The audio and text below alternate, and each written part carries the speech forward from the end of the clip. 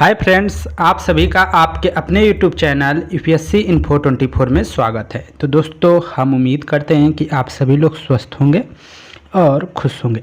Friends, ये जो video है पीजीटी हिस्ट्री का प्रैक्टिस सेट 160 है। तो अगर आप टीजीटी, पीजीटी, अल्टीग्रेड, जीआईसी और असिस्टेंट प्रोफेसर की तैयारी कर रहे हैं हिस्ट्री सब्जेक्ट से, तो ये वीडियो आपके लिए है। वीडियो के अंत तक बने रहिए।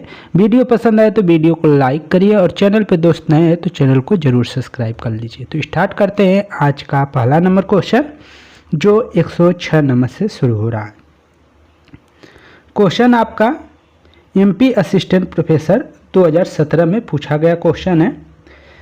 क्वेश्चन 106 देखते हैं। भूरा का शिव मंदिर किसने बनाया था? भूरा का शिव मंदिर किससे बना था? तो भूरा का शिव मंदिर किससे बना था ये बताना है। प्रशस्त से, ईंटों से, काष्ठ से या इनमें से कोई नहीं। तो आंसर हो जाएगा ए, प्रशस्त से अर्थात पत्थर से।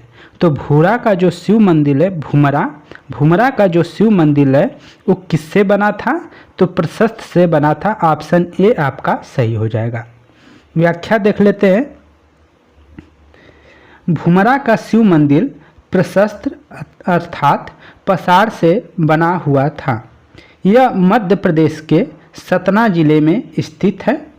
जो भूमरा का शिव मंदिर है वो पत्थर का बना हुआ मंदिर है और यह मंदिर आपका एमपी जो है मध्य प्रदेश, उस मध्य प्रदेश के सतना नामक जिले में क्या है, अवस्थित है। इस मंदिर के गर्भगृह के भीतरी एक मुखी शिवलिंगी को क्या किया गया है, स्थापित किया गया है। इस मंदिर का जो गर्भगृह है उसके भीतर एक मुखी शिवलिंग को स्थापित किया गया है। मंदिर के द्वार की चौखट को अलंकृत बनाया गया है। आगे चलते हैं। 107 नंबर क्वेश्चन देखते हैं। किस मूर्ति में सबसे पहले रामायण के दृश्य प्रकट हुए हैं? किस मूर्ति में सबसे पहले रामायण के दृश्य क्या हुए हैं, प्रकट हुए हैं, ये बताना है। ऑप्शन ए है नचना कुठार, ऑप्शन बी है खजुराहो, ऑप्शन सी है एरड़, ऑप्शन डी है ओसिया। तो आंसर क्या हो जाएगा? ए सही हो जाएगा। नचना कुठार, जो नचना कुठार मूर्ति है उसमें सबसे पहले रामायण के दृश्य क्या हैं, प्रकट हुए हैं। रामायण के दृश्य को सबसे पहले उसी में देखा गया है। व्याख्या देखते हैं। सबसे पहले रामायण के दृश्य नचना कुठार से प्राप्त मूर्तियों में प्रकट हुए थे। आगे चलते हैं। 108 नंबर क्वेश्चन, इसको आप कर लेंगे, अभी हमने ऊपर कराया था। तो भूमरा का शिव मंदिर कहाँ पर स्थित है? भूमरा का शिव मंदिर कहाँ पर स्थित है? हमने ऊपर अभी बताया था कि मध्य प्रदेश के सतना जिले में स्थित है। ऑप्शन ए आपका सही हो जाएगा। मध्य प्रदेश का जो सतना जिला है वहीं पे भूमरा का शिव मंदिर स्थित है और ये पत्थर का बना हुआ है, इसको याद रखिएगा। व्याख्या देख लेते हैं दोबारा से। भूमरा का शिव मंदिर मध्य प्रदेश के सतना जिले में स्थित है। यहाँ पर भूमरा नामक स्थान से पसार निर्मित इस मंदिर का गर्भगृह प्राप्त हुआ है। इसके प्रवेश द्वारों पर गंगा यमुना की आकृतियाँ बनी हुई हैं। जो भूमरा का शिव मंदिर है वो पत्थर का बना हुआ है और एमपी के सतना जिले में अवस्थित है और इसका जो प्रवेश द्वार है उस पर क्या है, गंगा यमुना की क्या है, आकृति बनी हुई है। ये इम्पॉर्टेंट है। आगे देखते हैं अन्य तथ्यों को। तो इस मंदिर के गर्भगृह के भीतर एक मुखी शिवलिंग स्थापित किया गया है। यहाँ से क्वेश्चन पूछा जा सकता है कि एक मुखी शिवलिंग कहाँ स्थापित किया गया है? तो भूमरा का जो शिव मंदिर है उसमें स्थापित जो है शिवलिंग वो एक मुखी शिवलिंग है, इसको याद रखिएगा। उसके सामने स्तंभ युक्त मंडप तथा चारों ओर प्रदक्षिणा पथ मिलता है। इस मंदिर के द्वार की चौखट अलंकृत एवं मंदिर की छत जो है वो चिपटी हुई है। इसको सब नोट कर लीजिएगा, ये मंदिर की विशेषता है भूमरा मंदिर की। आगे देखते हैं। चंद्रगुप्त द्वितीय के समय में पशुपातों का एक महत्वपूर्ण केंद्र था। जो पात संप्रदाय था या पशुपत संप्रदाय, उसका एक महत्वपूर्ण केंद्र कौन था ये बताना है। मथुरा था, कौशाम्बी था, त्रिपुरा था या उदयगिरी था। कौन था? तो ऑप्शन आपका ए सही हो जाएगा, मथुरा था। ऑप्शन ए आपका सही हो जाएगा। चंद्रगुप्त द्वितीय के समय पशुपतों का एक महत्वपूर्ण केंद्र कौन था? तो ऑप्शन ए सही हो जाएगा, मथुरा था। ऑप्शन ए मथुरा सही था। व्याख्या देखते हैं थोड़ा सा।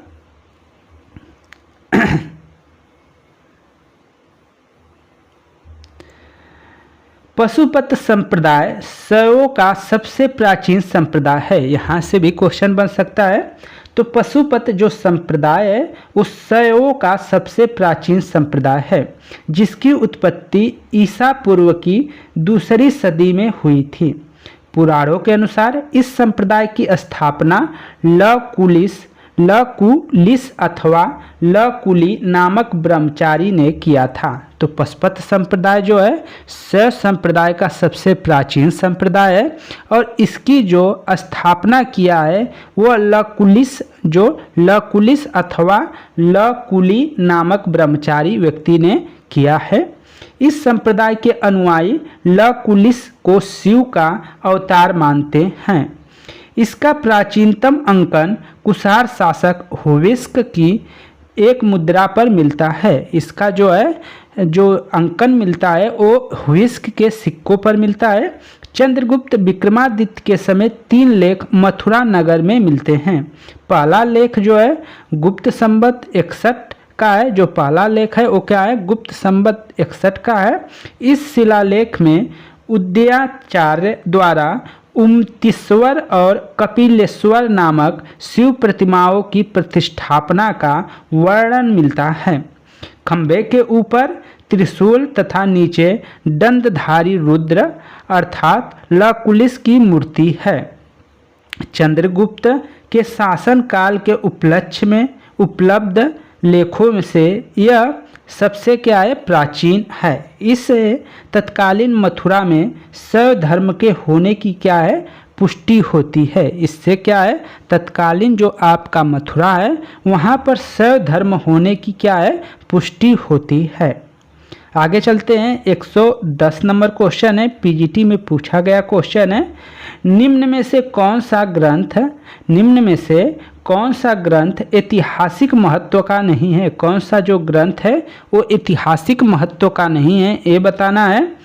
कालिदास का मालविकाग्निमित्रम, बी करा विशाख दत्त का मुद्रा रासच, वारभट्ट की कादम्बरी, कल्लड़ की राजतरंगिणी। तो आप जैसे ही देखेंगे कल्लड़ की जो राजतरंगिणी है ये क्या है? ऐतिहासिक पुस्तक है। उसी तरह आपका विशाख दत्त का जो मुद्रा राक्षस है ये भी ऐतिहासिक पुस्तक है। इसमें कुछ चंद्रगुप्त मौर्य के बारे में भी जानकारी मिलती है। तो ये 2 पुस्तकें हो जाती हैं। बाकी के आपके बच्चे कालिदास का मालविकाग्निमित्रम और इसके बाद वारभट्ट की कादम्बरी। तो आंसर आपका सी सही हो जाएगा। वारभट्ट की जो कादम्बरी है वो कम ऐतिहासिक महत्व की है या ऐतिहासिक महत्व की नगण्य है, मतलब कुछ ही है। तो इसका ऑप्शन आपका सी सही हो जाएगा। वारभट्ट की जो कादम्बरी है वो ऐतिहासिक पुस्तक नहीं है, ऐतिहासिक महत्व की पुस्तक नहीं है। तो ऑप्शन सी आपका सही होता है। ऑप्शन क्या हो जाएगा? सी सही हो जाएगा। वारभट्ट की जो कादम्बरी है वो ऐतिहासिक महत्व की पुस्तक नहीं है। ऑप्शन सी आप सही कर लेंगे। व्याख्या देख लेते हैं, आपको मालूम हो जाएगा सब। यहाँ से क्वेश्चन बन सकते हैं दोस्तों। कादम्बरी वारभट्ट की कृति है। पहले आपको याद रखना है कि वारभट्ट द्वारा लिखी गई हर्षचरित और कादम्बरी 2 पुस्तकें हैं। तो उसमें कादम्बरी जो है वारभट्ट की कृति है। इसमें अपवाद स्वरूप कुछ ऐतिहासिक जानकारियाँ मिलती है, कुछ ही मिलती है जो अपवाद है, अतः इसे ऐतिहासिक महत्व नगर ही है। अन्य तथ्य देखते हैं तो कालिदास का मालविकाग्निमित्रम 5 अंकों का नाटक है। कितने अंकों का नाटक है? तो 5 अंकों का नाटक है, जिसमें मालविका और अग्निमित्र की प्रणय कथा वर्णित है। तो प्रणय कथा किसकी है? तो मालविका की और अग्निमित्र की है, तो जो ऐतिहासिक प्रतीत हो जाती है। मुद्रा राक्षस से चंद्रगुप्त मौर्य के विषय में सूचना मिलती है। जो मुद्रा राक्षस है उससे क्या है, चंद्रगुप्त मौर्य वंश का संस्थापक के बारे में क्या है, जानकारी मिलती है। कल्लर की राज तरंगड़ी में आदिकाल से लेकर 1151 तक के आरंभ तक के जो है कश्मीर के प्रत्येक शासक के काल की जो है घटनाओं का क्रमानुसार विवरण मिलता है। तो ये भी बहुत महत्वपूर्ण है कि किसमें क्या है, क्रमानुसार कश्मीर की घटनाओं का वर्णन दिया गया है। तो वो कल्लर की जो पुस्तक है राज तरंगड़ी उसमें मिलता है। और कब तक का मिलता है, तो 1151 तक के घटनाओं का विवरण उसमें दिया गया है कल्लर की राज तरंगड़ी में। आगे देखते हैं 111 नंबर क्वेश्चन है, पीजीटी 2013 में पूछा गया क्वेश्चन है। भारत सती प्रथा का प्रथम अभिलेखी साक्ष्य प्राप्त हुआ है। बहुत इंपॉर्टेंट क्वेश्चन है। सती प्रथा का प्रथम अभिलेखी साक्ष्य प्राप्त हुआ है एरड़ से, जूनागढ़ से, मंदसौर से या सांची से। तो आंसर 111 का ये सही हो जाएगा, एरड़ से। जो एरड़ अभिलेख है उससे आपको इस क्या है कि सती प्रथा का क्या है, होने का प्रमाण, पहला प्रमाण मिलता है। तो सती प्रथा का प्रथम अभिलेखी साक्ष्य प्राप्त हुआ है, तो एरड़ से प्राप्त हुआ है। ऑप्शन ए आपका सही है। व्याख्या देखते हैं। सती प्रथा का प्रथम अभिलेखी साक्ष्य एरड़ से प्राप्त हुआ है। यह अभिलेख 510 का है, जिसमें गोपराज नामक सेनापति की पत्नी के सती होने का उल्लेख है। तो सती होने का जो प्रथम अभिलेखी साक्ष्य प्रस्तुत करता है वो कहाँ से प्राप्त होता है, किससे प्राप्त होता है, तो एरड़ अभिलेख से प्राप्त होता है। और यह अभिलेख 510 ईस्वी का है। और इसमें क्या है, गोपराज नामक सेनापति के जो पत्नी है उसके सती होने का उल्लेख मिलता है। आगे देखते हैं 112 नंबर क्वेश्चन है। सती प्रथा उल्लेख करने वाला प्रथम अभिलेख है। अभी हमने ऊपर देखा है सती प्रथा का उल्लेख करने वाला प्रथम अभिलेख कौन है, तो एरड़ अभिलेख है। ऑप्शन डी आपका सही हो जाएगा, एरड़ अभिलेख है, इसको याद रखिएगा। अगला क्वेश्चन 113 नंबर क्वेश्चन है। 510 ईस्वी का सती संबंधित प्रथम अभिलेखी साक्ष्य प्रस्तुत या प्राप्त हुआ है, किससे हुआ है और कहाँ से हुआ है, ये आपको बताना है। तो जो एरड़ है वो आपका कहाँ पड़ता है, तो एरड़ पड़ता है मध्य प्रदेश में। एरड़ कहाँ पड़ता है दोस्तों, मध्य प्रदेश में आपका एरड़ अभिलेख प्राप्त होता है, मध्य प्रदेश से। तो इसको याद रखिएगा कि मध्य प्रदेश से प्राप्त होता है। अब इसके व्याख्या देख लेते हैं, अच्छा क्वेश्चन था। व्याख्या देखते हैं कि 510 ईस्वी का सती संबंधी प्रथम अभिलेखी साक्ष्य मध्य प्रदेश से प्राप्त हुआ है या मध्य प्रदेश में प्राप्त हुआ है। इस अभिलेख में गोपराज नामक सेनापति की पत्नी के सती होने का उल्लेख मिलता है। सती प्रथा का उल्लेख 510 ईस्वी के भानुगुप्त के एरड़ अभिलेख में मिलता है। तो ये जो एरड़ अभिलेख है इसका उल्लेख कब किया गया है, इसका लेखन कब किया गया है, कब का है, तो 510 का है। और एक किसका अभिलेख है, तो भानुगुप्त का अभिलेख है। तो सती प्रथा का उल्लेख या सती प्रथा का प्रथम साक्ष्य 510 ईस्वी में लिखित भानुगुप्त के एरड़ अभिलेख से मिलता है या मिलता है। एरड़ में बराह, विष्णु तथा नरसिंह मंदिर अवस्थित है। जो एरड़ आपका स्थान है वहाँ पे क्या है, बराह, विष्णु तथा नरसिंह मंदिर भी अवस्थित है, इसको याद रखिएगा। 114 नंबर क्वेश्चन है। कायस्थ शब्द का उल्लेख सर्वप्रथम किस स्मृति में मिलता है। कायस्थ शब्द का उल्लेख सर्वप्रथम किस स्मृति में मिलता है। नारद स्मृति, पराशर स्मृति, याज्ञवल्क स्मृति या मनु स्मृति। तो 114 का जो आंसर है दोस्तों वो सी सही हो जाएगा, याज्ञवल्क स्मृति में मिलता है। तो कायस्थ शब्द का उल्लेख जो है सर्वप्रथम किस स्मृति में मिलता है, तो याज्ञवल्क स्मृति में मिलता है। ऑप्शन सी आप सही कर लेंगे। अगला इसके व्याख्या को देखते हैं हम। तो कायस्थ शब्द का उल्लेख सर्वप्रथम याज्ञवल्क स्मृति में मिलता है। जो कायस्थ शब्द का उल्लेख है वो सर्वप्रथम किस में मिलता है? तो याज्ञवल्क स्मृति में कायस्थ शब्द का उल्लेख मिलता है।